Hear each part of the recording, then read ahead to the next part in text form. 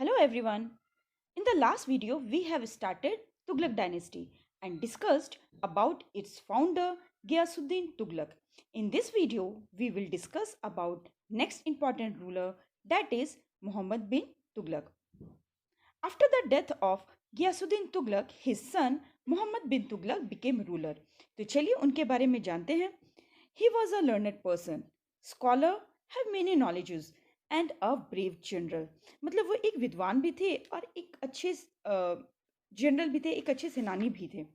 Most important work which he had done, he offended the orthodox and dominating ulemas. मतलब क्या हुआ? सबसे पहले dominating ulemas समझाते हैं. उलेमास क्या होता है? मुस्लिम प्रीचर्स या कह दे जो इस्लामिक धर्म गुरु होते हैं ना, उन्हें ही उलेमास कहते हैं. एंड ड्यूरिंग द सल्तनत पीरियड जो रूलर्स होते थे, सुल्तान्स होते थे, वे उनके आदेशों को हमेशा मानते थे, जिसकी वजह से वो शासन चलाने के मामले में भी इंटरफेयर किया करते थे. बट मोहम्मद बिन तुगलक ने उनके डोमिनेशन को ख़त्म कर दिया और अपने अकॉर्डिंग रूल करने लगे. यहाँ तक तो ठीक है, but some historians call him a mixture of opposites and others call him mad. ऐसा क्यों? मिक्सचर ऑफ अपोजिट्स इसलिए कहते थे क्योंकि उन्होंने अपने रूलिंग पीरियड में कुछ ऐसे डिसीजंस लिए जो गलत थे, और जब तक वो उसे बदलते तब तक काफ़ी देर हो चुका रहता था. That's why sometime he was ridicule and said as he was failure as a ruler. तो जानते हैं about his wrong decisions. So here is given 3 points about him through which we can understand why he was said so. So first point है taxation in Doab. Doab is a region lies in between Ganga and Yamuna river. Muhammad bin Tughlaq needed money to expand his kingdom.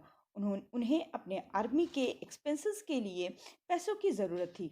So tax is the main source of income. So in 1326 AD, he increased the taxes on the farmers of the Doab region. But जिस वक्त tax increase किया गया उस समय Doab was in difficulty, क्योंकि वहाँ बारिश नहीं हो रही थी और इस कारण ड्रॉट एंड फेमिन का सिचुएशन बना हुआ था. ड्रॉट एंड फेमिन का मतलब होता है अकाल और सूखा. इसलिए फार्मर्स ने सुल्तान के अगेंस्ट रिवॉल्ट करना शुरू कर दिया और मोहम्मद बिन तुगलक ने अपने इस टैक्स इंक्रीज के डिसीजन को वापस ले लिया. Next point is transfer of capital from Delhi to Daulatabad in 1327. मतलब अपने कैपिटल को दिल्ली से हटाकर दौलताबाद शिफ्ट कर देना. देवगिरी का ही नाम बाद में दौलताबाद कर दिया गया था. But question is that why he did so. ऐसा क्यों किया?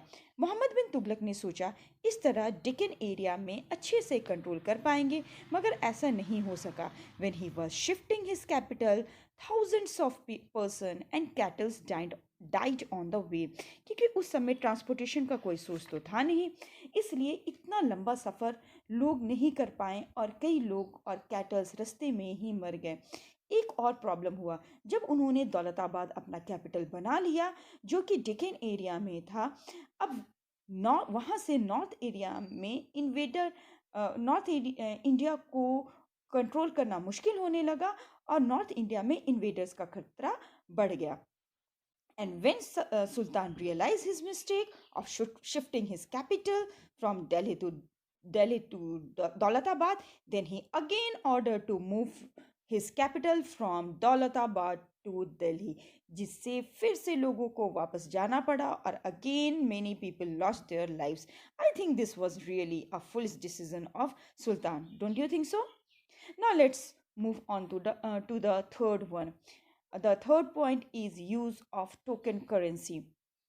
1329 to 1330 में सुल्तान ने कॉपर टोकन करेंसी इंट्रोड्यूस किया, मगर उनकी ये प्रोजेक्ट भी फेल हो गई क्योंकि उन्होंने जो सिक्के इंट्रोड्यूस किए थे उसकी वैल्यू उन सिक्कों के मेटेलिक वैल्यू से कम थे. अब क्या था, लोग उन कॉइन्स को कलेक्ट कर लेते, उन्हें मिंटिंग कर लेते और मिंट करना मतलब जो सुनार और जो मेटल को जो गलाना कहते हैं, उसे मिंट कर लेते थे और अपने पास रख लेते थे। इससे सुल्तान को काफ़ी नुकसान हुआ, उनके ट्रेजरी को काफ़ी नुकसान हुआ। और फिर जब उन्होंने ये मिस्टेक रियलाइज़ की तो उन्होंने पूरे करेंसी को वापस से बदलना शुरू किया, which was also one of mistake of Sultan. So students, you must have seen how one after another Muhammad bin Tughlaq taken wrong decision और उनके सारे प्रोजेक्ट्स फेल होते गए। इतना ही नहीं, उनके पास और भी प्लान्स थे जो रॉन्ग थे और कभी सक्सेसफुल नहीं हो पाए।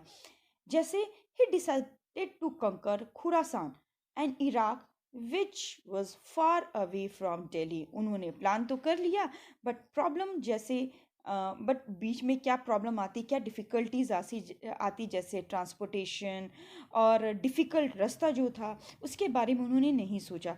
But when he get to know about difficulties he withdraw the plan. इसके बाद उन्होंने अपनी आर्मी कराजाल भेजी। It is the mountainous area, mountainous region in between China and India के बीच में है। यहाँ भी प्रोजेक्ट अनसक्सेसफुल रहा और सुल्तान की ट्रेजरी को काफ़ी नुकसान भी हुआ।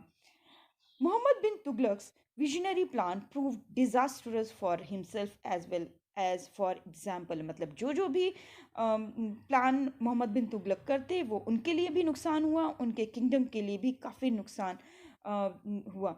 Land become barren, huge loss in treasury and revolts in different parts of his empire including Bengal, Daulatabad and Warangal। मतलब वो most of the time he was included in shifting the capital या फिर armies को बाहर भेजना, इसी सब में उनके मोस्ट ऑफ द टाइम जाते थे, जिसकी वजह से जो है एग्रीकल्चर ठीक से नहीं हो पाती थी, लैंड बंजर हो जा रहे थे, ट्रेजरी जो खजाना था उनका खजाना खाली होता जा रहा था। और क्योंकि the people were in difficulties they started to do revolt. तो that was the difficulty face by Mohammad bin Tughlaq and the reason was he himself was the reason। We can say he was a learned man, he was a scholar, had good knowledge, but he failed as a visionary, which led huge loss of his empire। मतलब उनमें इतनी qualities होते हुए भी वो एक visionary नहीं थे, वो समझ नहीं पा रहे थे कि कौन मीन्स इन फ्यूचर कौन सा प्लान जो है वो सक्सेसफुल होगा या नहीं होगा। इसी वजह से आज भी उनके नाम का मजाक बनाया जाता है। Anyways, he died in the year 1351 AD due to illness। उनके बाद फिरोज शाह तुगलक became ruler, जो हम लोग नेक्स्ट वीडियो में पढ़ेंगे। Okay then, good bye.